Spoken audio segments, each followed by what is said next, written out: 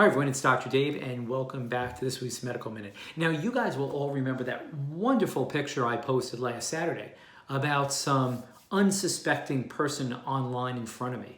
And you'll remember I took a picture and I could not believe my eyes at how unhealthy somebody could be. There were tons of sun-kissed soda, there were frozen pops, I don't know what else was in that cart, but it was driving me bonkers.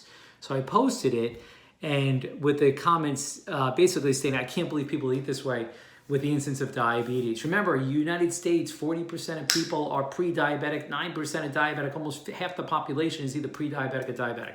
So I received a comment from somebody saying, hey, that's not true. Sugar doesn't cause diabetes. And my primary care physician endocrinologist told me that my type 2 diabetes would have happened anyway. It's autoimmune. My response was nonsense. Type 2 diabetes is often by choice. It's the choices you make. It's the food you put in your mouth. And there is a pretty good correlation, strong correlation with sugar intake, okay? Especially high fructose corn sugar.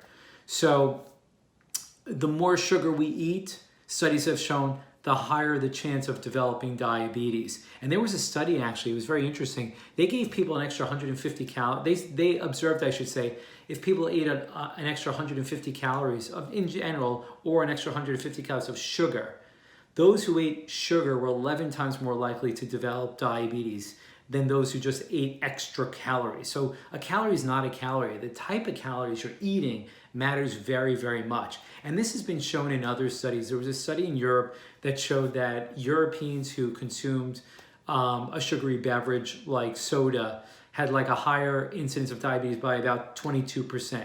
So sugar is bad. Sugar is definitely, if not causative, strongly correlated to type 2 diabetes.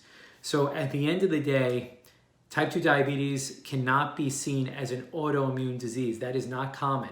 Much more common is type 2 diabetes is due to the choices we make.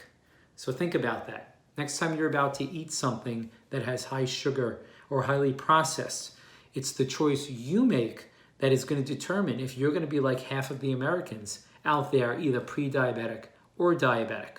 Okay, guys, until next time, this is Dr. Dave.